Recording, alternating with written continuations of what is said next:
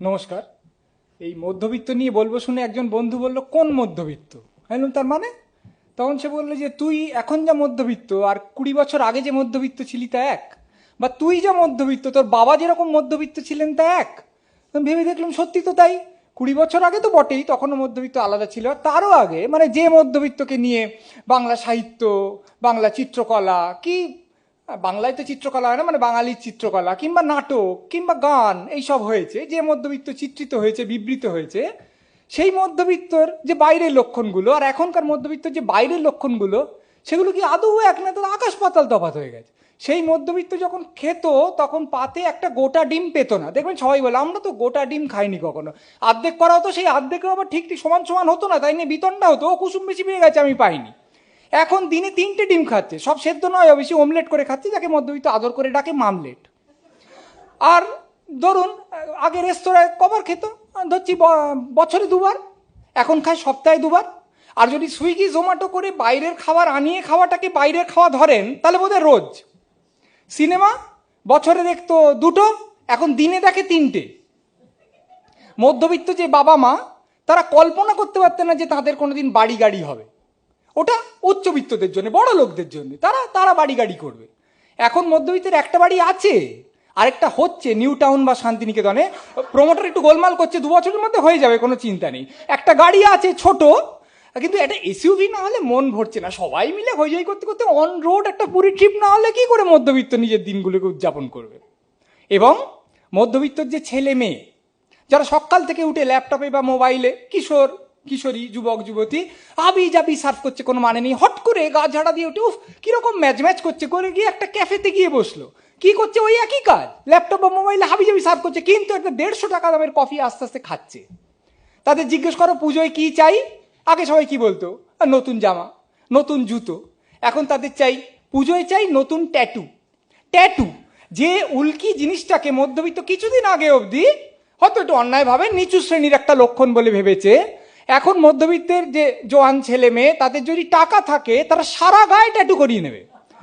একটা ভালো যে গায়ে মানে একটা সময়ের পর জামা কাপড় পরার কোনো প্রয়োজন নেই, মানে সে যদি বেরোয় আপনি ভাববেন একটা নকশাদার বহুবর্ণ বহু বিচিত্র বর্ম পরে বেরিয়ে গেছে, সেটা ভালো। অসুবিধাও আছে, প্রথম যৌনতার পর যখন সাধ করে আমার শরীরটা কেমন দেখলে, শরীর সে তো ঠিক দেখতে পেলুম না, 3টে জাহাজ, 18টা সাপ, 64টা নকশা, ও তার মধ্যে শরীরও ছিল বুঝি, মানে একটু অসুবিধা হবে, কিন্তু সেটা আবার আনন্দের। এতে কোনো সন্দেহ নেই যে কিছুদিন পর শিল্পমনস্ক মধ্যবিত্ত বুকে যোগেন চৌধুরী, পিঠে পিকাসো, থাইয়ে মাতিস আর পেটে পটচিত্র নিয়ে ঘুরে বেড়াবে। খুব ভালো, তাতে তাহলে বাঙালি মধ্যবিত্তের একটা চমৎকার ব্যাপার হবে। কিন্তু প্রশ্ন হলো এই যে এগুলো সবই তো বাইরের লক্ষণ, মধ্যবিত্ত কি ভেতর থেকে বদলে গেছে? মানে যে আগেকার যুগের মধ্যে এখন পুরোপুরি একটা বদল হয়ে গেছে। আমাদের প্রথম যেটা বুঝতে হবে সেটা যে বৃত্তটা বদলেছে। এতে কোনো সন্দেহ নেই যে মধ্যবিত্ত যখন ফ্ল্যাশব্যাকে নিজের আগের অবস্থানের দিকে তাকায়, তখন সে বলে, ও বাবা তখন তো আমি নিম্নবিত্ত ছিলুম রে, তখন মধ্যবিত্ত বলেছিলুম কেন?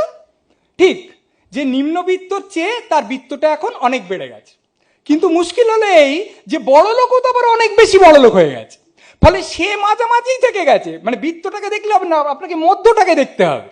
ফলে সেই দিক থেকে তার কোনো রকম পরিবর্তন হয়নি। সে ভেবেছে ওই দেখো গরিবের স্টেশন থেকে আমি কতটা চলে এলাম, বড় লোক আবার ওই দিকে স্টেশনে আরো শো করে ওই দিকে চলে গেছে। মধ্যবিত্ত কুড়িয়ে বাড়িয়ে টাকা জমিয়ে ইটালি বেড়াতে যেতে পারে, কিন্তু সে তো তার ছেলের বিয়েতে বা আরো ভালো করে বললে প্রাক বিয়ের অনুষ্ঠানে শাহরুখ খানকে নাচাতে পারে না রে বাবা। ফলে ও ও গেছে এইদিকে, সেই সুকুমার রায়ের যেরকম কবিতা আছে বা আমরাও জানি, টোপটা যদি সামনে ঝোলে তুমি যতই দৌড়ো ওটাও তো সামনে চলে যাচ্ছে, ফলে কিছু করতে পারে না। ফলে মধ্যবিত্ত এখন বড় লোককে কি করে, ঘেন্না করে। আগেও যা করতো, কেন? ও বড় লোক তো অমানুষ।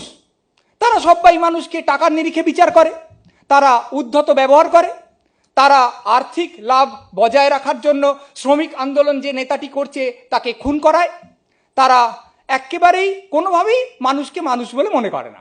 মধ্যবিত্ত গরিবকেও ঘেন্না করে, কারণ গরিবরা হচ্ছে অভদ্র, অশিক্ষিত, অনৈতিক। এবং যেরকম প্যারাসাইট সিনেমাটা আমরা দেখলাম না, যদিও সেটা বড় লোকের বয়ানে বলা হয়েছে যে গরিবদের গা থেকে কেমন একটা গন্ধ বেরোয়, সেই জন্য গরিবকে দিয়ে মধ্যবিত্ত রান্না করাবে, কিন্তু সেই রান্নাটা সে নিজে খাবে ডাইনিং টেবিলে বসে, আর যে রান্না করলো সে খাবে রান্নাঘরের মেঝেতে বসে। মধ্যবিত্ত মধ্যবিত্তকেও হেভি ঘেন্না করে। এই একটা জাত শুধু কথা বলে যাচ্ছে, কোনো কাজ করে না কেন বলতো? যে মধ্যবিত্তের একটা বিরাট কর্তব্য ছিল তার মূল্যবোধ, তার আদর্শের পতাকাগুলোকে পথ করে ওড়ানো। দেখ পতাকাটা মেঝে পড়ে আছে, আর সে ফেল করে চতুর্দিকে তাকাচ্ছে, অন্য লোকগুলো এসে দুয়ো দিয়ে পতাকাটা মারিয়ে তাতে কাদা ফেলে পাক ফেলে চলে যাচ্ছে, এদের কোনো রকম ব্যত্যয় নেই। আচ্ছা, এই যে মধ্যবিত্ত যে সবাইকে খুব ঘেন্না টেন্না করলো, এ সারাদিন ধরে কি ভাবে? এর সর্বোচ্চ স্বপ্নটা কি, ফ্যান্টাসিটা কি? সেটা হচ্ছে, ইস যদি বড় লোক হতাম। সারা দিন ধরে টাকার কথা ভেবে যাচ্ছে। জিজ্ঞেস করলে বলছে হ্যাঁ রবীন্দ্রনাথের কথা ভাবছি। সে তো আলাদা কথা, আপাতমস্তক ভণ্ডামি মধ্যবিত্তের একটা আছে, কিন্তু সেটা আমরা আজকে বলছি না। সারাক্ষণ টাকার কথা ভাবছে, এবং এই যে ভাবছে, এই যে ফ্যান্টাসিটা, এই যে দিবা স্বপ্নটা সে ভালো করে বুনছে, সেটা কেসি নাগের চেয়ে নিখুঁত করে। আচ্ছা ধরা যাক 2 কোটি টাকা পেলাম। আচ্ছা প্রথমে সোনা কাকিমাদের কিছুটা দিতে হবে, কারণ উনি আমাকে মানুষ করেছেন এবং এখন অতি কষ্টে দিন যাপন করছেন। ওই বাড়িটা না, ওই বাড়িটা কিনবো না, ওটা স্ট্যান্ড অ্যালোন, একটা কমপ্লেক্সের মধ্যে কিনলে সিকিউরিটি থাকে, তাহলে ওই বাড়িটা কিনবো। তারপর ওই গাড়িটা কিনবো। কিছুক্ষণের মধ্যে দেখবেন 2 কোটি টাকা কম পড়ে যাচ্ছে। তখন ওই টাকাটাকে বাড়িয়ে নিচ্ছে, অথবা ওই সোনা কাকিমাদের বাদ দিয়ে দিচ্ছে, যখন যেরকম মুড থাকে আর কি। কিন্তু শুধুই কি টাকার কথা ভাবে না, কাঁচা বয়সে যৌনতার কথা ভাবতো। কিন্তু এখন বুঝেছে, যদি বা পুঁটলি থেকে, আকাশ থেকে একটা বিরাট 6 কোটি টাকার পুঁটলি তার ঘাড়ে পড়তে পারে, যৌনতা সে কোনোদিন পাবে না, ও সম্ভাবনা নেই। ফলে এখন ওইটা বেঁকে গিয়ে ওই ভাবনাটা আরেকটা শরীরের ঝামেলার দিকে চলে গেছে, সেটা হচ্ছে কোষ্ঠকাঠিন্য। সারাদিন ভেবে যাচ্ছে, এবং তার মনে হয় জীবনকে মসৃণ করার জন্যে সে সিগারেট, ইসবগুল, পাকা পেয়ারা, বেলের মোরব্বা, খবরের কাগজের খুন রাহাজানির সংবাদ, সমস্ত কিছু চেষ্টা করে দেখছে, কিন্তু এখনো এই ধাঁধাটা ভেদ করতে পারেনি। কদিনের মধ্যে হয়তো বেরিয়ে যাবে, সেটা আমরা জানি না। কিন্তু তাকে ধারণ করে রেখেছে কি, সেটা হচ্ছে টাকার প্রতি উচ্চণ্ড লোভ। তার মানে একজন মধ্যবিত্ত আসলে বড়লোককে খুব ভালোবাসে, মধ্যবিত্ত গরিবকেও খুব ভালোবাসে। কারণ ফ্যান্টাসির সময় সে ভাবে আমি বড়লোক, কিন্তু তর্কের সময় সে বলে আমি গরিব। আমরা যারা গরিব, যাদের কিছু নেই, তাদের কথাটা তো ভাবতে হবে, তাদের দিকটা তো বুঝতে হবে। সে যখন কাউকে ঠেস দেয়, সে বলে আমরা তো আর বড় লোক নই, আমাদের ওভাবে চললে হবে না, আমাদের অন্যরকম ভাবে চলতে হবে। এবং বিদ্রোহ জিনিসটা তার ভীষণ পছন্দের। বিশ্বকাপে দেখবেন যখন বড় দলের সঙ্গে ছোট দল খেলছে, মধ্যবিত্ত অবধারিতভাবে ছোট দলকে সমর্থন করে। হ্যাঁ, যখন জার্মানির সঙ্গে রুমানিয়া, মধ্যবিত্ত রুমানিয়া, আবার রুমানিয়ার সঙ্গে সেনেগাল, মধ্যবিত্ত সেনেগাল, তখন রুমানিয়াকে ভালো লাগছে, বেশি কালো, এদের সমর্থন করতে হবে। বিদ্রোহকে, আমেরিকার বিরুদ্ধে তার খুব রাগ, বড় লোক দেশ, একদম বিচ্ছিরি দেশ, সেইভাবে জিনিসটা চলছে। এবং যখন কেউ কোথাও, কোনো প্রতিষ্ঠান, কোনো কর্তৃপক্ষ, কোনো খুব নামজাদা লোক তার বিরুদ্ধে গালাগাল দিচ্ছে বা মামলা করছে বা ধর্মঘট করছে, মধ্যবিত্ত কিন্তু সবসময় তার সমবেদনাটা এই লোকটার প্রতি, যে মামলাটা করছে, যে বড় লোকটার বিরুদ্ধে লড়ছে। এত বিপ্লব ভালোবাসে যে মধ্যবিত্ত ভালো করে এসিটা চালিয়ে দিয়ে পর্দাগুলো টেনে এক হাতে তেলে ভাজা খেতে খেতে অন্য হাতে 2 আঙুলে ফেসবুকে টাইপ করে। বুদ্ধিজীবীরা রাস্তায় নামছেন না কেন? সত্যিই তো তাই। আমি করব না, আমার গতর বাঁচানোর দরকার আছে, কিন্তু বুদ্ধিজীবীরা বিপ্লব করো। মধ্যবিত্ত সেই দিকে বিপ্লবের প্রতি খুব দায়িত্ব আছে। মধ্যবিত্ত, এতক্ষণ গরিব আর বড় লোকের কথা হলো, মধ্যবিত্ত কিন্তু সত্যি বলতে কি মধ্যবিত্তকেও খুব ভালোবাসে, কোনো সন্দেহ নেই। তার কারণ সে ভেবে দেখেছে, আমরা যখন বলি বাঙালি, আমরা যখন বলি বাঙালি তার মূল্যবোধ হারিয়ে ফেলছে, বাঙালি আর রবীন্দ্রনাথে প্রণত নেই, বাঙালি কিরকম যেন একটা হয়ে গিয়ে আমরা মনে করছি যে সংস্কৃতি পরায়ণতা থেকে একটু চ্যুত হয়ে গেছে। তখন বাঙালি বলতে আমরা কি বুঝি? আমরা বুঝি বাঙালি মধ্যবিত্ত। কারণ বাঙালি উচ্চবিত্ত কোনোদিন বাংলা সংস্কৃতির প্রতি উৎসাহী ছিল কিনা, বা বাঙালি নিম্নবিত্ত আদৌ কোনোদিন রবীন্দ্রনাথে প্রণত ছিল কিনা, এই নিয়ে আমাদের কোনো মাথা ব্যথা নেই। এটা তো কম কথা নয়। একটা গোটা জাতির প্রতিনিধিত্ব করছে একটা গোষ্ঠী, এটা তো কম কথা নয়। যখন বাঙালিকে ব্যঙ্গ করা হচ্ছে, তখন বাঙালি যে ভাবমূর্তিটাকে ব্যঙ্গ করা হচ্ছে, যে খুব সংস্কৃতি নিয়ে বড় বড় কথা বলে আর কাজের কাজ কিচ্ছু করে না, সেটা বাঙালি মধ্যবিত্তরই মূর্তি। তার মানে বাঙালি মধ্যবিত্ত গোটা বাঙালি জাতটাকে ঘাড়ে করে নিয়ে যাচ্ছে। একে না ভালোবেসে বাঙালি মধ্যবিত্ত করবে কি? তার মানে বাঙালি মধ্যবিত্ত কে? সে বড় লোককে ঘেন্না করে আবার ভালোবাসে, গরিবকে ঘেন্না করে আবার ভালোবাসে, মধ্যবিত্তকে ঘেন্না করে আবার ভালোবাসে। তাহলে মধ্যবিত্তের অবস্থানটা কি? কিচ্ছু না। নয় জুতো নয় ছাতা, আমি তবে কেউ নেই। তাকে কেউ বলতে পারে ওর এটা প্রিন্টিং মিস্টেক হয়ে গেছে, তুই ইচ্ছিস মধ্যবিত্ত নয় মধ্যচিত্ত। তার মানে শুধু যে মাঝারি মানের চিত্ত তার নয়, তা তো বটেই, তার সঙ্গে তার চিত্তটা মানে অনেক দুটো জিনিসের মাঝখানে পড়ে চিপকে গেছে, চিপকে যাওয়া চিত্ত। সেই জন্য ওর নাম আসলে হচ্ছে মধ্যচিত্ত। সে হচ্ছে চিরকালীন দ্বিধাগ্রস্ত, মানে বুঝতে পারছে না কোন দিকে যাবে। যখন গরিবের প্রতি সে সমবেদনা দেখায়, তখন মনে হয় একটা সহজ ও তরল বামপন্থার ম্যানিফেস্টো সে গিলে ফেলেছে। কিন্তু যখন বড়লোককে দেখে তার মনে লোভ লক করে, উফ এরকম একটা বাড়ি হতে পারলো না, এরকম একটা গাড়ি, তো তখন দেখা যায় ওই ম্যানিফেস্টোটা সে ত্যাগ করে ফেলেছে। ফলে এই চিরকালীন দ্বিধাগ্রস্ত যাতে যা ছিল তাই আছে, কিচ্ছু বদলায়নি। সত্যি কিচ্ছু বদলায়নি কি? একটা জিনিস বোধহয় বদলেছে, একটা বড় বদল, সেটা হচ্ছে তার মূল্যবোধের যে একটা লিস্টই আছে, তো একটা তালিকা আছে, তার খুব ওপর দিকে একটা জিনিস ছিল যেটা মধ্যবিত্ত বহুদিন ধরে তার সম্পদ বলে মনে করতো, সেটা হচ্ছে ভদ্রতা।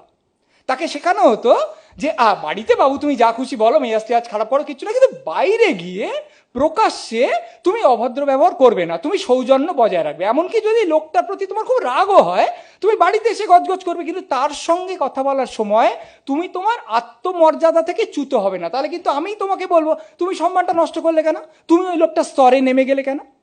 এটা এত প্রতিষ্ঠিত ছিল যে মধ্যবিত্তকে ব্যঙ্গ করা হতো ভদ্র লোক বলে। মধ্যবিত্ত আর নিম্নবিত্তের ঝগড়া হচ্ছে, তা নিম্নবিত্ত চলে যাওয়ার সময় পার্টিং শট, মানে শেষ একটা ডায়লগ দেয় তো, সেটা বলছে ভালো জামা কাপড় পরলেই ভদ্রলোক হওয়া যায় না। তার মানে সে মনে করছে যে কলহের সময়ও তুমি তোমার ভদ্রতা থেকে চ্যুত হবে না, তুমি অশালীন শব্দ ব্যবহার করবে না, তুমি অশিক্ষিত ভঙ্গি ব্যবহার করবে না। মধ্যবিত্তের কাছে এই প্রত্যাশা শুধু মধ্যবিত্তের নয়, যে মধ্যবিত্ত নয় তারও। সেই মধ্যবিত্ত এখন কিরকম? তার গোটা সমাজ জুড়ে অসভ্যতা, অন্যকে অপমান করার আনন্দ, এর পুলক একদম থরথর করছে। একটা লোকের সঙ্গে আলাপ নেই, অচেনা, তার সঙ্গে যে কর্কশ ব্যবহার করছে বা একটা কথা বিনিময় হয়েছে, তাকে যাচ্ছে তাইভাবে সবার সামনে অপদস্থ করাকে বলা হচ্ছে সপ্রতিভতা। এখন ভদ্রতা হচ্ছে একটা অক্ষমতা, একটা দুর্বলতা। আর সবসময় বিচ্ছিরি ব্যবহার করতে পারা, তা হচ্ছে সমাজ সই হয়ে ওঠা, জীবন সই হয়ে ওঠা। একটা লোক, তার সঙ্গে বেশি আলাপ নেই, তাকে ইচ্ছে করে গায়ে পড়ে একটা ব্যক্তিগত প্রশ্ন করে ফেলতে পারে। বা একটা গায়ক ফুটপাত দিয়ে যাচ্ছে, দৌড়ে গিয়ে দাদা কিচ্ছু হচ্ছে না, একদম গেঁজে যাচ্ছেন। আরে একটা লোককে তুই দৌড়ে গিয়ে ধরে বলতে পারিস আপনাকে আমার খুব ভাল লাগে, কিন্তু দৌড়ে গিয়ে বলা যায় আপনাকে আমার খুব খারাপ লাগে। আর সোশ্যাল মিডিয়ায় মধ্যবিত্ত যা করছে, সেটা দেখে তো মনে হয় যে কিছুদিন আগে মানে কল্পনা অবধি করা যেত না কেউ নিজের বিষ এইভাবে গলগলিয়ে প্রকাশ্যে উগরে দিতে পারে। এটা হতে পারতো না। ইনফ্যাক্ট আমার তো মানে সত্যি বলতে কি মনে হয় যে এই সোশ্যাল মিডিয়ার গোটা ব্যবহারটাই উপচে গিয়ে এই এই যে বাহ্যিক যে একটা সমাজ, বাস্তব যে সমাজ, যেটা আমরা সাধারণত চলি না, সোশ্যাল মিডিয়াতেই আমরা থাকি, বাকি জীবনটা যাপন করি যাতে সোশ্যাল মিডিয়া আবার চলে যেতে পারি, তা সেই সমাজটায় এই ব্যবহারটা গিয়ে উপচে পড়েছে। আমি জানি না সোশ্যাল মিডিয়া কবে এটা শুরু হলো, কিন্তু যারা শুরু করেছিল তারা নিশ্চয়ই ভেবেছিল এ বেশি দিন চলবে না বা প্রতিবাদ হবে। উল্টে তারা দেখলো যে দলে দলে লোক যোগ দিচ্ছে, এই কি সুন্দর লাগছে, আমিও খিস্তি করব, আমিও সবাইকে অপমান করব, আমি গালাগাল দেবো সকাল থেকে, খুব মজা। এবং তারপর দেখা গেল এটা সমাদৃত হচ্ছে এবং তারপর এটাকে স্বাভাবিক ব্যবহার বলে ধরে নেওয়া হচ্ছে। এই আজকে সকাল থেকে কাকে গালাগাল দিলি, দিসনি কেন, শরীর খারাপ?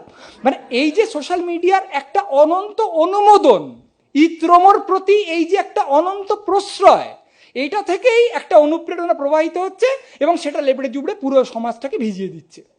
এইবার সেই সেই মধ্যবিত্ত তো আর বলতে পারে না আর ভদ্রতা আমার আছে, না নেই। সে এখন অভদ্রতাকে একটা গৌরবের জিনিস বলে মনে করছে। আচ্ছা, এই যে অভদ্রতা করছে, তেড়ে তেড়ে গিয়ে লোককে গালাগাল দিচ্ছে, তাতে কি তার সাহস বেড়েছে? না। মধ্যবিত্তের যে গঠন, তার একদম প্রধান যে জিনিসটা, সেটা হচ্ছে ভীরুতা, মেরুদণ্ডহীনতা। কোনো ক্ষেত্রে তার কোনো সাহস নেই, সে সাংঘাতিক ভয় পায়, সব কিছুকে ভয় পায়। সে একটা বদ্ধ জলাশয়ে থাকে, সেখানে নুড়ি এসে পড়লো তো এই আবার তরঙ্গ উঠছে, ও বাবা, সব সময় ভয় পেয়ে যায়। প্রথা ভাঙার ভয়, অভ্যেস ভাঙার ভয়, এই তাকে এমন করে আক্রান্ত করে রেখেছে যে কল্পনা করা যায় না। প্রধান ভয়টা কি? অবশ্যই টাকা না থাকার ভয়, আবার গরিব হয়ে যাব সেই ভয়, চাকরি চলে যাবে আমি খেতে পাবো না সেই ভয়। কারণ বড় লোক যে, তার তো অত ভয় নেই, কারণ সত্যি কিছুটা টাকা যদি চলেও যায়, সে যদি ওপর থেকে পড়েও যায়, একটা মোটামুটি কোথাও নরম গদি আছে যা তাকে আঘাত থেকে একটু রক্ষা করবে, প্রশমিত করবে, হ্যাঁ ঠিক আছে, কত আর টাকা গেছে। আর যে গরিব, তার তো কিছু টাকা নেই, তার কোনো ভয়ও নেই, সে একদম বেপরোয়া। এর মধ্যবিত্তের তো বড় লোকের আত্মবিশ্বাসটাও নেই, গরিবের বেপরোয়াপনাটাও নেই, অল্প লইয়া থাকে, তো অল্প লইয়া থাকে, তার যাহা যায় তাহা যায়। কি করবে? সাংঘাতিক ভয়, ঝুঁকি নেওয়ার ভয়ঙ্কর ভয়। দেখবেন মধ্যবিত্ত ব্যবসাকে ঘেন্না করে। এখন একটু বদলেছে ব্যাপারটা। একসময় সম্বন্ধ করে বিয়েতে, পাত্র ভালো কিন্তু বিজনেস করে, তাকে বিয়ে দিতে চাইছে না কেন? একটা তো মত আছে যে ব্যবসায়ী মাত্রই অসৎ, সে কথা ছেড়ে দিন, কিন্তু মূলত তার ধারণা ব্যবসায় ঝুঁকি আছে, তাহলে লোকটা দেউলিয়া হয়ে যেতে পারে। আর তার চেয়ে যে একটা মলিন কেরানি, মানে 0 ওয়াট বাল্বের মতন অস্তিত্ব, মানে সে একটা চাকরি করে, সেটা জঘন্য চাকরি, যাচ্ছে তাই মাইনে, চাকরিতে কোনো স্বাধীনতা নেই, কোনো সম্মান নেই, কিন্তু না, পাত্র হিসেবে ও ভালো। কেন? কারণ আবার নিরাপদে বাঁশ গেলে ওই যাচ্ছে তাই মাইনেটা পাবে। তো একটা চুটকি আমরা সবাই জানি, প্রত্যেকে জানি, সেটা হচ্ছে মা বলছেন বড় ছেলেটা মানুষ হয়েছে ভালো চাকরি করে, মেজো ছেলেটা মানুষ হয়েছে ভালো চাকরি করে, আর ছোট ছেলেটা বকে গেছে ব্যবসা করে, আরে ওরই কোম্পানিতে তো বড় ছেলে আর মেজো ছেলে চাকরি করে। এইতে মধ্যবিত্তের মানসিকতাটা পুরোটা বোঝা যায় যে এই হচ্ছে সে। এবার ঝুঁকিটা কোথাও নেবে না, চাইনিজ রেস্তোরাঁয় খেতে গেছে, আরে মেনুটা উল্টে পাল্টে যা দেখছে, ডাইনে বাঁয়ে উঁচু নিচু, ওরকম করে সিলেবাস কোনো দিন পড়েনি, তা অর্ডার কি? সেই ফ্রাইড রাইস আর চিলি চিকেন। আরে ওই তো 100 বার খেলি, তা আজকে অন্য বাবা রিস্ক হয়ে যাবে, বাবা এই পয়সা দিয়েছি তো, তারপর যদি বাজে খাবার আসবে, তুই একটা পরীক্ষা করে দেখ না, ভালো খাবারও তো হতে পারে, রোজ এই এক কাপ না ফ্রাইড রাইস আর চিলি চিকেন, মেনুটা অতক্ষণ ধরে পড়ছিলি কেন? ফিজিক্সের মতন কোনো মানে নেই। 1992 সাল সুমনের ক্যাসেট বেরিয়েছে, ওরে বাবা, নিন্দের একেবারে এটা গান, হ্যাঁ এই জিনিস থাকবে 2 বছরও কোনোদিন থাকবে না। এইসব গান আমরা কি শুনেছি? আরে কি হচ্ছে? হ্যাঁ, রোগা রোগা চেয়ার কন্ডাক্টর, রাস্তার পাগল, এইসব নিয়ে গান লেগেছে, আরে জঘন্য যাচ্ছে তাই গান হচ্ছে। কারণ স্বাভাবিক একটা ভয় আছে নতুনের প্রতি, কারণ এর প্রথা ভেঙে কাজ করছে, আমার অভ্যেসটা ভেঙে যাচ্ছে, আমার অস্বস্তি হচ্ছে, আমি সেই দিকে যাবই না, আমি গ্রহণেচ্ছুই নই, আমি কোনো রকম চেষ্টা করবো না। হ্যাঁ, আপনারা যে মনে মনে ভাবছেন আমি জানি, কেন সুমনকে কি কেউ নেয়নি? হ্যাঁ, কয়েকজন লোক সুমনকে নিয়েছে, তারা রোজ সুমনের অনুষ্ঠান দেখতে যাচ্ছে। আপনি গায়কটা দুর্দশার কথা ভেবে দেখুন, জলসার পর্দা খুলে গেল, ফার্স্ট রোতে ওই চেনা মুখ, সেকেন্ড রোতে ওই চেনা মুখ, ওরাই কালকে এসছিল, ওরাই পরশু এসছিল, ওরাই আগামীকাল আসবে, ওরাই পরশু আসবে। আরে আর এটা লোকের তো ইচ্ছে করে নতুন নতুন লোক আসুক, গান শুনুক, তার বেলা কিছু না। বৃহত্তর যে মধ্যবিত্ত সমাজ সে বলে চলেছে হ্যাঁ এইটা জীবনমুখী, তাহলে আমরা একদিন ধরে যে গান ভালোবাসলাম সেটা কি মরণমুখী? হ্যাঁ, এটা ঠিক যে এখন মধ্যবিত্ত সুমনকে ভালোবাসে, তার দুটো কারণ আছে, একটা হচ্ছে নতুনটা পুরনো হয়ে গেছে, আর একটা হচ্ছে সুমন এখন নতুন কোনো বিস্ফোরক সাংস্কৃতিক কাণ্ড করেন না, তো থ্রেডটা যেই থেমে যায়, ভালো ভালো লোকটা ভালো লোকটা ভালো, এইটা হচ্ছে মধ্যবিত্তের ধরন। এইবারে ঝামেলাটা হচ্ছে যখন এরকম ভয় হয় না, তখন মনের কুঠুরিগুলো তো পাশাপাশি খুব কাছাকাছি, তখন একটা থেকে আরেকটা সংক্রমণ হয়ে যায়। মানে ভয়টা কেন পাচ্ছি কিছুদিন পর হেতুটা থাকে না, সবেতেই ভয় পাচ্ছে, কোনো কারণ কোনো ভিত্তি আপনি খুঁজে পাবেন না। যৌনতা হবে, জামা কাপড় খোলা হচ্ছে, সবচেয়ে আনন্দের সময়, পুলকে বুক ধরস ধরস করে, কারণ এইবার তো যৌনতাটা হবে। মধ্যবিত্ত কি ভাবছে, আমি পারবো তো? আরে দূর বাবা, তুই আনন্দটায় নেমে যা না, তারপর দেখা যাবে তুই পারবি না। যে এত ভয় কল্পনা করা যায় না। এবং এইভাবে যে জিনিসটার মধ্যে যাচ্ছে, যেতে যেতে হয়েছে কি, লোকে বাঘকে ভয় পায়, লোকে মনস্টারকে ভয় পায়, মধ্যবিত্ত আনন্দকে এমন ভয় পায়। হঠাৎ সন্ধ্যে 7:30 একটা বন্ধুর বাড়িতে বসে আছে, হৃদয় দেখছে ছনছন করে আনন্দের হাওয়া বইছে, হ্যাঁ আমার হঠাৎ আনন্দ হচ্ছে কেন? হয়তো কারণ আছে, হয়তো বন্ধুর সান্নিধ্য ভাল লাগছে, হয়তো সেই সারাদিনটা তাকে কেউ অপমান করেনি, একটা দিন হয়তো মিরাকল হয়, সারাদিন কেউ অপমান করেনি, একটা কথা দূর থেকে একটা গান ভেসে আসছে, যেটা প্রিয় গান, 1.5 পেগ মদ খেয়েছে, ভাল লাগছে, কেন আনন্দ হচ্ছে কেন? এটা কোথাও যাচ্ছে, জানলার কাঁচটা নামিয়েছে, হু করে হাওয়া আসছে, চুল উঠছে, বন্ধু বান্ধবের সঙ্গে যাচ্ছে, সেখানে যাবে বেড়াবে, অফিসে ছুটি নেওয়া আছে, বস কিছু বলেনি, আনন্দ হচ্ছে কেন? তার মানে কি এটা খারাপ কিছু হবে? তার মানে কি এটা নিশ্চয়ই একটা দুঃসংবাদ আসবে আমার যখন এত, না না ভাববো না ভাববো না ভাববো না। কেন রে? কারণ যত হাসি তত কান্না বলে গেছে হেমন্ত মান্না।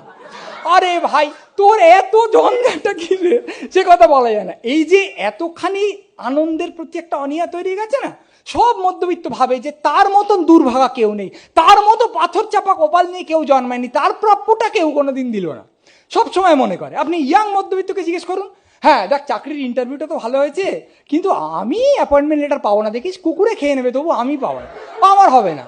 আর একটু বয়স্ক মধ্যবিত্ত একজন রুগ্না আত্মীয়কে দেখে নার্সিংহোম থেকে বেরোচ্ছে, ওই আমার ওই কপালে নাচছে, ওইরকম প্যারালিসিস হয়ে পড়ে থাকবো আর মুখ ঝামটা খাবো।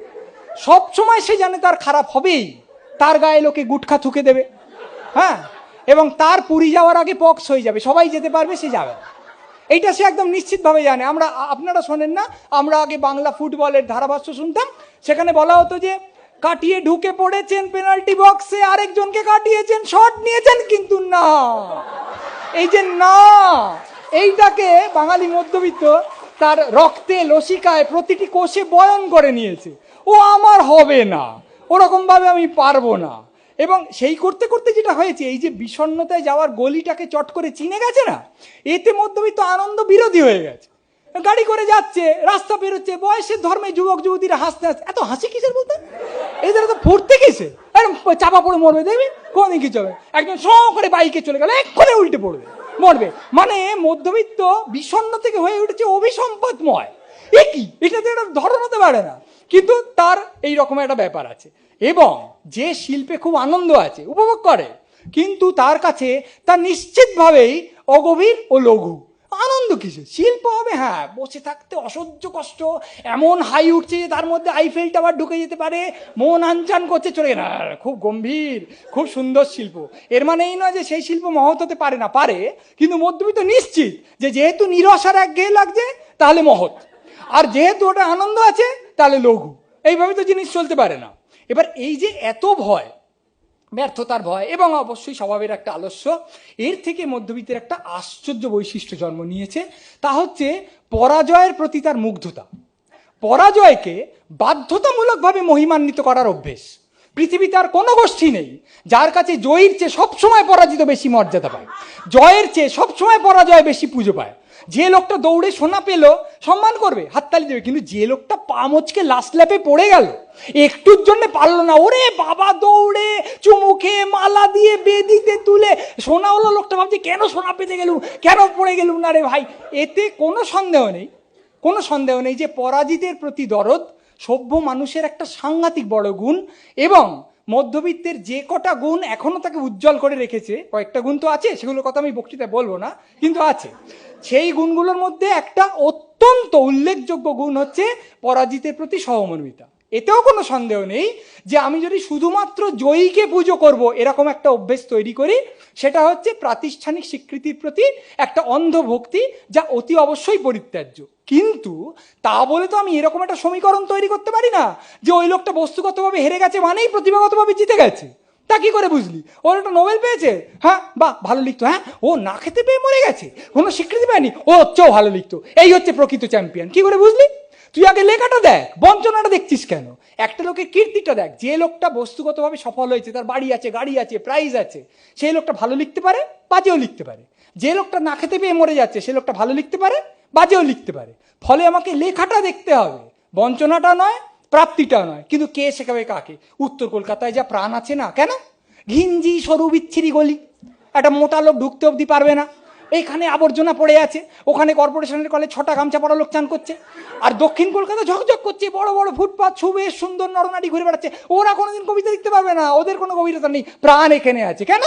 তার কারণ এমনিতে তো উত্তর কলকাতা হেরে গেছে, কারণ সে নোংরা, তার মানে অন্য জায়গায় নিশ্চয়ই জিতে গেছে। সমীকরণটা হচ্ছে এদিকে কমলেই ওদিকে বাড়বে। কে এরকম সমীকরণ করেছে? গণিত অনুযায়ী তো জীবন চলে না। কিন্তু বাঙালি মধ্যবিত্তের কাছে এই জিনিস আছে। সিধু যেটা আমাদের এত প্রিয় কেন? একটা সংলাপের জন্য। আমি অনেক কিছু করলেই অনেকের পশ্চাৎ থাকতো না, তাই আমি কিছুই করিনি। তা সিধু যেটাকে প্রশ্ন করতে হবে, করনি কেন? তোমার ক্ষমতা ছিল, তুমি সেটা কাজে অনুবাদ করলে না কেন? বাঙালি মধ্যবিত্তের প্রিয় মিথ হচ্ছে একজন বৈজ্ঞানিক, মিথ সত্যি নয়, কিন্তু একজন বৈজ্ঞানিক হেদুয়ার ধারে বসে আছেন সন্ধ্যের ঝোঁকে, ও থিওরি অফ রিলেটিভিটি ও কবে আমি আবিষ্কার করে ফেলছি, আমার খাটের তলায় পড়ে আছে। তুমি তো আমি পাঠাইনি কোথাও, আমার ভালো লাগে না। কেন পাঠাওনি? কেন পাঠালে তো সমগ্র জগৎ ঋদ্ধ হতো।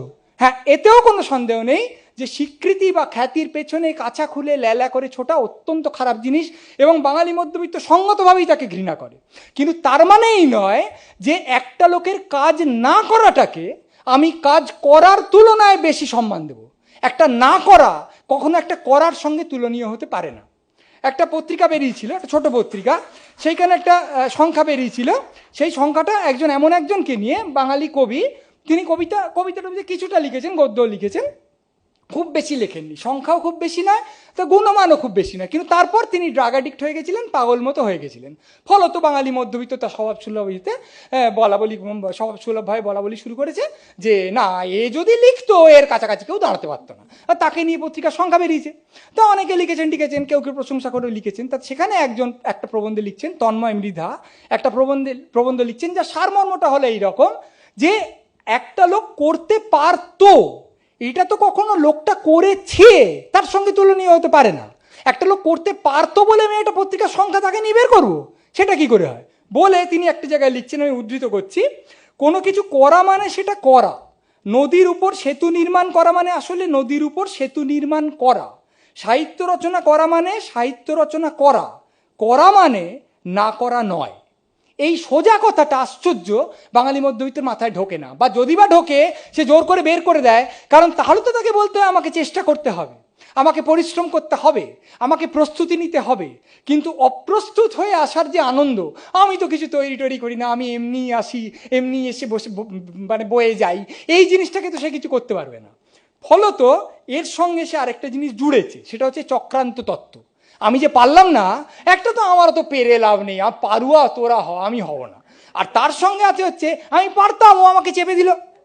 একটা লোকের বাড়ি গাড়ি হয়েছে, ভালো চাকরি বাকরি করে, তার মানে তো ঘুষ নেয়, ওপরওয়ালাকে তেল দেয়। আর যেহেতু আমি বাথরুমে ঢুকলে টিকটিকি আর আটশোল্লা লীলা সর্বক্ষণ দেখতে পাই, সেই জন্য আমি কে না, আমি হতে পারতাম, আমাকে কলিগরা প্রমোশনে চেপে দিয়েছে। আরে পরীক্ষায় একটা ছেলে ফেল করেছে, তার মা বলছে ওই তোর বন্ধুরা এসে ইচ্ছে করে গল্প করিয়ে করিয়ে ওকে ফেল করে দিল, নিজেরা পাস করে গেল।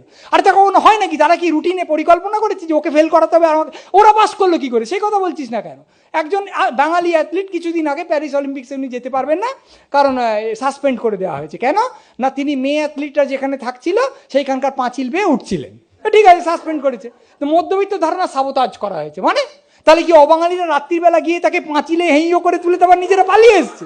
এরকম ভাবে হয় নাকি? কিন্তু আমার এই চক্রান্ত তত্ত্ব আর না পারা ওই রকমভাবে মিশে গেছে। এবং এই যে ভয়, পরাজয় বিলাস, নিজের ব্যর্থতার দায় সবসময় অন্যের ঘাড়ে চালিয়ে দেওয়া, এই সব মিলিয়ে হয়েছে কি, মধ্যবিত্ত একটা কাণ্ড করেছে। তার সত্তার একেবারে মধ্যিখানে একটা ন্যাকামির গাছ পুঁতেছে। ন্যাকামি আর নাটুকেপনা, যার মানে হচ্ছে আবেগটাকে বাড়িয়ে বা ভাঁড়িয়ে দেখানো। মানে যে অনুভূতিটা আমার হচ্ছে না, কিন্তু সেটা দেখালে একটু নজর টানা যায়, সেই জিনিসটা করে যাচ্ছে। ওই যে একরকম হয় না আজকাল কবিতা বলে দেখবেন গলা কাঁপিয়ে কাঁপিয়ে, ওই 1885 যেরকম বলা হতো, ওই রকম হৃদয় কাঁপিয়ে কাঁপিয়ে একটা ন্যাকামি করে যাচ্ছে সর্বক্ষণ, কোনো রকম মানে কোনো একটা সময় ছাড়ছে না। একটা লোক মরে গেছে, মৃতদেহটাকে দেখতে এসছে সব আত্মীয় টাত্মীয়, দেখবেন একজন কিছুক্ষণ পরে মিনমিন করে বলবে আমি পরশু ভোরে একটা স্বপ্ন দেখেছিলাম, খুব খারাপ স্বপ্ন, তোদের বলিনি, তোরা ভয় পেয়ে যাবি। তখন সবাই কী স্বপ্ন কী স্বপ্ন, উনি বলো আগেই দেখেছেন যে উনি মরে যাবেন, হ্যান হচ্ছে। এবার কিছুক্ষণ পর আরেকজন এসছে, সে এসে বলছে আমি কালকে ভোরে একটা, ও স্বপ্ন দেখে দিয়েছেন, 9 মাসের স্বপ্ন দেখা হয়ে গেছে, এখন আর আপনার, হ্যাঁ। সে লোকটা কি রাগ, সে সবে সংলাপটা তৈরি করে এসছে, কিন্তু জ্যাম ছিল বলে আগে আসতে পারেনি, তার স্বপ্নটা বাতিল হয়ে গেল। তাহলে আমি চলে যাই, আমার থেকে কি হবে, আমার আবার অফিস আছে, কি দরকার? কারণ ওই স্বপ্নটা তোকে বলতে হবে। সন্তান খুব একটা কাঁদছে না, বাবা বা মা মারা গেছে, খুব একটা কাঁদছে না, সবাই ওকে কাঁদাও, ও পাথর হয়ে গেছে, তা নাহলে সর্বনাশ হয়ে যাবে। আরে তুই ন্যাকামিটা করছিস কেন বলতো? কিন্তু করবে, শুধু শোকে নয়, আনন্দেও। প্রথম চুম্বন হয়েছে, তার জিনিসটা খুব একটা সুবিধা হয়নি, হয়ও না, কারণ ও জিনিস তো অনুশীলনের মাধ্যমে দক্ষতা ও তৃপ্তি বাড়ে। কিন্তু পড়েছে, শুনেছে যে এটা একটা অলৌকিক ব্যাপার, তো এমন করে তাকাচ্ছে যেন একটা অমৃত লেমন জুস নেমে এসছে তার জীবন, মোমবাতির মতো গলে পড়ছে, চোখ পিট পিট করছে। আরে কি দাঁড়া না রে বাবা, এটা চুমুকে এনে, তার তো ঝামেলা হয় না। কিন্তু ওকে ওই জিনিসটা দেখাতে হবে যে কতখানি আপ্লুত। আর প্রথম প্রেমে ব্যর্থ হওয়ার পর, মানে যাকে ভালোবাসা আমরা বলি লেঙ্গি খাওয়ার পর, দেয়ালে হেলান দিয়ে এমন আস্তে আস্তে বসে পড়ছে যে লোকে ভাববে স্লো মোশন ক্যামেরায় করার কি দরকার, এর কাছ থেকে কোরিওগ্রাফি শিখে যাও। এবং এই নাকামিটা কোনোদিন কোনো ক্ষেত্রে কোনো রকম ব্যত্যয় হচ্ছে না, যেন তৃতীয় শ্রেণীর কাব্য নাটক গোটা সমাজ জুড়ে সর্বক্ষণ অভিনীত হয়ে চলেছে। সারাদিন ধরে ফেসবুক করছে, ফেসবুকে লিখছে ইস কি সুন্দর ছিল সেই সব দিন যখন ফেসবুক ছিল না, বলে ঝুঁকে পড়ছে যে কটা লাইক পেল।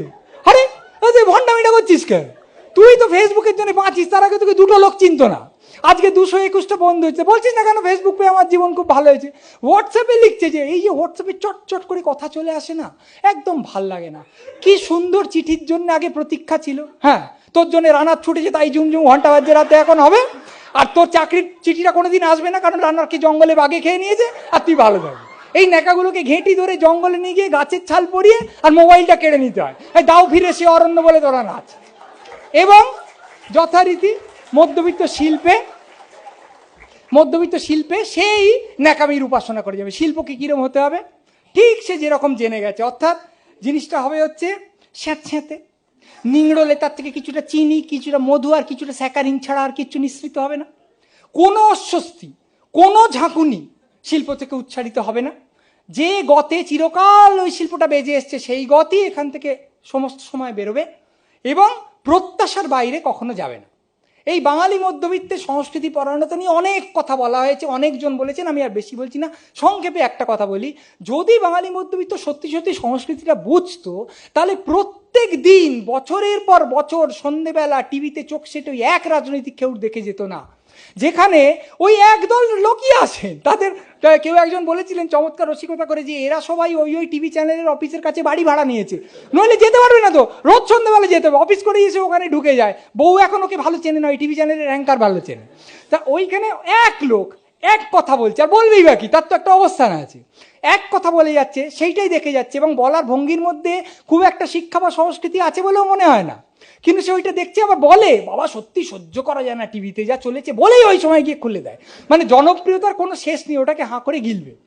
একজন লোক, তাকে আপনি জিজ্ঞেস করলেন আপনার জীবনের উদ্দেশ্য কি, সে বলবে রাঢ়বঙ্গে নাট্য আন্দোলন নিয়ে একটা লিটল ম্যাগাজিন বের করছি। তারপর দেখলেন ফেসবুকে সারাক্ষণ নাম করা লোক কে কাকে বিয়ে করছে, কটা বিয়ে করছে এবং কটা বিয়ে করা উচিত, এই নিয়ে সে একদম মেতে আছে, অর্থাৎ কেচ্ছা, এবং তারপর তাই থেকে তর্ক, এবং সেই তর্কটা প্যাশনেটভাবে করা, এইটাই মোটামুটি তার কাজ। এই হচ্ছে বাঙালির মধ্যবিত্তের সংস্কৃতির অবস্থা। এতে কোনো সন্দেহ নেই যে বাঙালি মধ্যবিত্ত সংস্কৃতিকে খুব ভালোবাসে, কেচ্ছাকে যেমন ভালোবাসে সংস্কৃতিকে তেমনই ভালোবাসে। পরায়ণ শব্দটার অর্থ হচ্ছে আসক্ত, একনিষ্ঠ। তাহলে বাঙালি মধ্যবিত্ত কি সংস্কৃতি পরায়ণ? নিশ্চয়ই। কিন্তু বাঙালি মধ্যবিত্ত কি সংস্কৃতি বোদ্ধা? একেবারেই নয়। সংস্কৃতি প্রেমী আর সংস্কৃতি বোদ্ধা এক জিনিস নয়। আপনি ক্রিকেট খুব ভালোবাসতে পারেন, তার মানে এই নয় যে আপনি ক্রিকেট শিক্ষিত বা ক্রিকেট দীক্ষিত। একটা সংস্কৃতি, সত্যি সত্যি একটা সংস্কৃতি বুঝতে গেলে মনটাকে খুলে রাখতে হয়। যা কিছু নতুন, যা কিছু আশ্চর্য, যা কিছু অন্য রকম, তাকে আগে গ্রহণ করতে হয়। গ্রহণ করার পর তুমি বিশ্লেষণ করতে পারো, তোমার মনে হতে পারে নতুন হলেও এই জিনিসটা বিচ্ছিরি বলে ত্যাগ করতে পারো। কিন্তু নতুন বলেই যদি তুমি তার থেকে পালাও, বা নতুন বলেই যদি তুমি তাকে একটা ঝাপড় মারো, তাহলে তুমি সংস্কৃতি বোঝো না। সংস্কৃতির কাজ একটা জলপট্টি সরবরাহ করা নয়। বাঙালি মধ্যবিত্তের ঝামেলা হচ্ছে সে একটা নরম নরম সংস্কৃতিকে খুব উপাসনা করে, তাতে কোনো অসুবিধা নেই। এই নরম নরম সংস্কৃতি, এই ভিজে ভিজে সংস্কৃতি অত্যন্ত মহৎ শিল্পের জন্ম দেয়, এতে অত্যন্ত মহৎ শিল্প জন্মাতে পারে, কিন্তু এটা এক রকম শিল্প, একটা মাত্র রকমের শিল্প নয়। কিন্তু বাঙালি মধ্যবিত্ত তা বোঝে না। ফলে বাঙালি মধ্যবিত্ত সংস্কৃতিকে ভালোবাসে, আন্তরিকভাবে ভালোবাসে। সংস্কৃতি ডুবে গেল বলে তার যে প্রাত্যহিক হাহাকার, আন্তরিক হাহাকার, তার গ্যাসের ব্যথা যেমন হয় সংস্কৃতির ব্যথা তেমনই হয়। কিন্তু তার মানে এই নয় যে সংস্কৃতি জিনিসটাকে সে বুঝতে পারে না। কিন্তু তাতে অসুবিধে নেই, কারণ পৃথিবীতে কোনো সমষ্টি নেই, দেশে দেশে কালে কালে কোনো জাতিতে কোনো গোষ্ঠী এরকম জন্মায়নি যেখানে বেশিরভাগ লোক উচ্চ সংস্কৃতি বোঝে। কারণ বেশিরভাগ লোকের মাথায় সূক্ষ্ম জিনিস ঢোকে না, বেশিরভাগ লোকের মাথায় অতটা ক্ষমতা নেই যে সে উঁচু জিনিসটা বুঝতে পারে। সে বোদা গোদা একটা জিনিস নিয়ে থাকে, তাতে অসুবিধা নেই। তুমি একটা অন্য গোষ্ঠীকে জিজ্ঞেস করো, কি করো? আমি ট্যাক্সি চড়তে ভালোবাসি, আমি তাস খেলতে ভালোবাসি, আমি আইপিএল দেখতে ভালোবাসি, আমি সোফায় শুয়ে থাকতে ভালোবাসি। সংস্কৃতি ভালোবাসি না, ভাল লাগে না, বুঝি না, অসুবিধা তো নেই। কিন্তু বাঙালি মধ্যবিত্ত তো তা করলে চলবে না। তাকে তো কানে কানে কেউ বলেই দিয়ে গেছে যে তুমি পেট থেকে পড়ে সংস্কৃতি বুঝে গেছো, তুমি বিরাট বোদ্ধা। বাঙালি মধ্যবিত্তের সন্তান যখন জন্মায়, ডিফেক্ট নিয়ে জন্মায়। এখানে একটা বাটখারা 10 কেজি, ওখানে একটা বাটখারা 10 কেজি, তাতে লেখা আছে সংস্কৃতি বুঝিব, সংস্কৃতি বুঝিব। ফলে সে কখনো বলতে পারে না ভাল লাগে না আমি সংস্কৃতি, বা আমার সংস্কৃতি ওই কে জানে বাবা, আমার ট্র্যাশ বলিউড ভাল লাগে, ও সময় আমি বুঝি না, যা, এসব বলতে পারে না। তাকে বলতেই হবে যে হ্যাঁ অমুকটা হয়েছে, এডিটিংটা ঠিক হয়নি। এডিটিং কি সে জানে না, কিন্তু ওইটা বলে তাকে একটা নম্বর তুলে নিতে হবে। এইবারে ঝামেলা হচ্ছে যে কোনোদিন কি এরকম কেউ আসবে যার কোনো একটা কথা বা যার কোনো একটা লেখা বা যার কোনো একটা নাটকের তোড়ে বাঙালি মধ্যবিত্ত বুঝতে পারবে যে তার আসলে এরকম কোনো দায় নেই। সংস্কৃতি বুঝলে বোঝ, না বুঝলে না বোঝ, ক্রিকেট বুঝলে বোঝ, না বুঝলে না বোঝ, যেভাবে জীবনটা চলে। যদি কোনো দিন এই দায়টা সে ঝেড়ে ফেলতে পারে, তাহলে হয়তো আরও অনেকটা ফুরফুরে জীবন, আরও অনেকটা ফুরফুরে দিন সে যাপন করতে পারবে। তখন না হয় তার সম্পর্কে একটা চমৎকার ইতিবাচক বক্তৃতা আমি লিখে আনবো আর আপনাদের শোনাবো। নমস্কার, ধন্যবাদ।